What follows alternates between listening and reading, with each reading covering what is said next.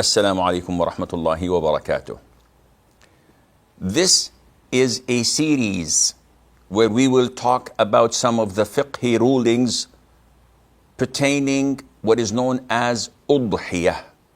And this terminology may be new to you, as the vast majority of the Muslims who speak Urdu would call it Qurbani. But we tend to relate people to the Islamic terminology, which is Udhiyah. And this would come to you in points. So these series are short, concise, but hopefully to the point. So point number one, what is Udhiyah?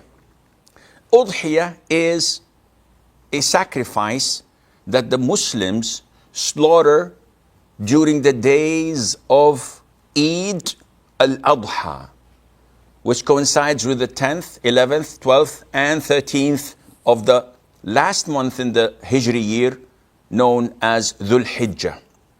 So what are we to slaughter as a sacrifice? Chicken, seafood, fish, horses? No.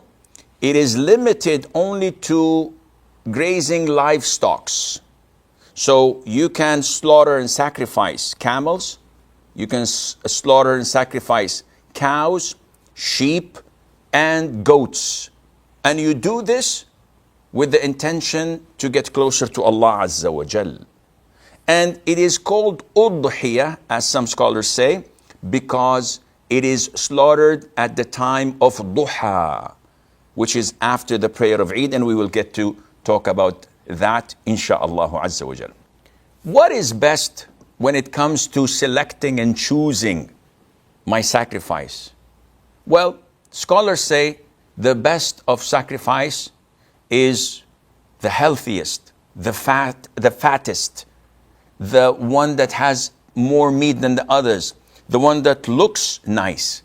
Abu Umama ibn Sahel says, we used to make our Udhiyah fat during Medina, and all the Muslims used to take care of their Udhiyah prior to the day of slaughtering and feeding it a lot. Anas ibn Malik, may Allah be pleased with him, said that the Prophet ﷺ used to offer Udhiyah with 2 big rams, horned rams, that were white mixed with black.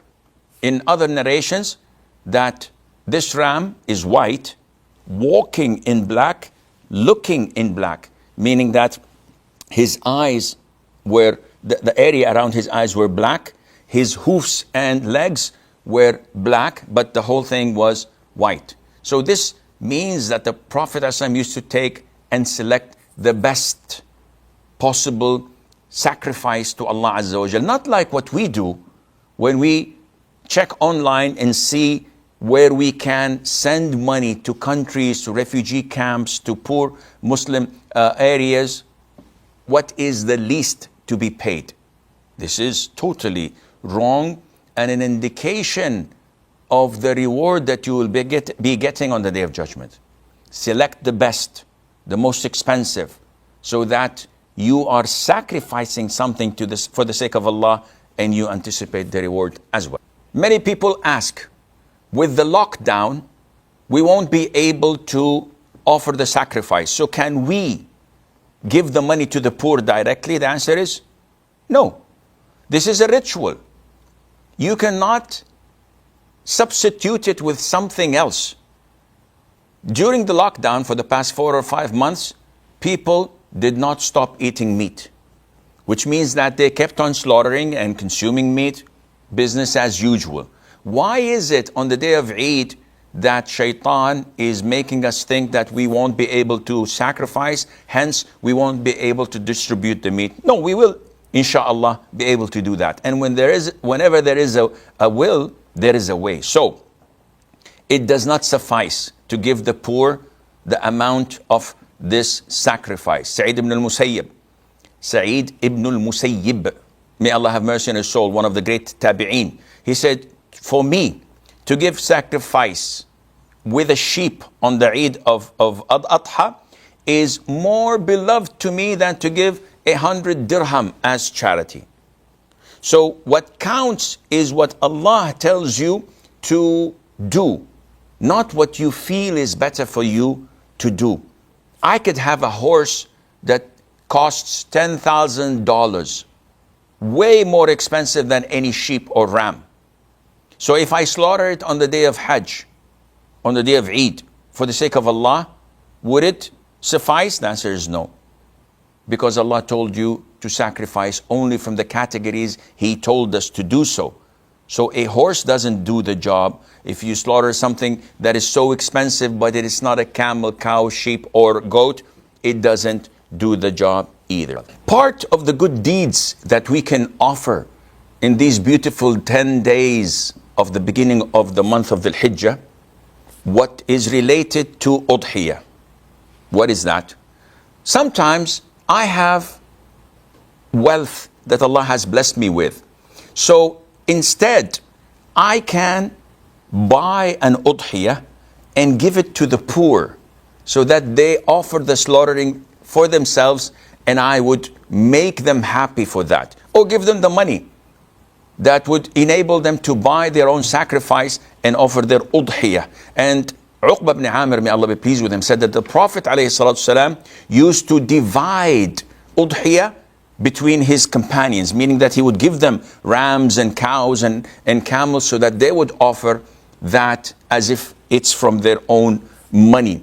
And let's assume I am someone who's supposed to slaughter like 6 or 7 Udhiyah. One on my behalf, one for a cousin, one because my father wrote in his will that I do that every year. So I can also make the poor happy by giving them from it, by giving them authorization. So buy this sheep or take this sheep and slaughter it in front of your children on the day of Eid so that they would be happy, and the meat is for you to distribute as per the Sunnah. This would make them happy and you will be rewarded twice for that. You often say Udhiyah with a sheep, with a ram, but then you also say that we can offer Udhiyah with livestock. So can we slaughter a camel or a cow? The answer is yes. However, due to the fact that a camel or a cow have more meat than a sheep, therefore, in Islam, what suffices through one sheep, this is equivalent to 1/7 of a camel or of a cow, which means I can offer one sheep for my house and my dependents. But if I want to take part in a cow or a camel, I can join 6 others. So the 7 of us would have 1/7 of this cow or camel, and this 1/7 would suffice for a single sheep. And not necessarily the whole 7 are all offering Udhiyah. See, we can come on the day of Eid, and 2 of us want 2/7 of this cow for Udhiyah, and the rest is being bought by an individual who wants the meat only. He doesn't want to offer Udhiyah. So he takes his 5/7 to store in his freezer. There's no problem in that, and this is totally legit.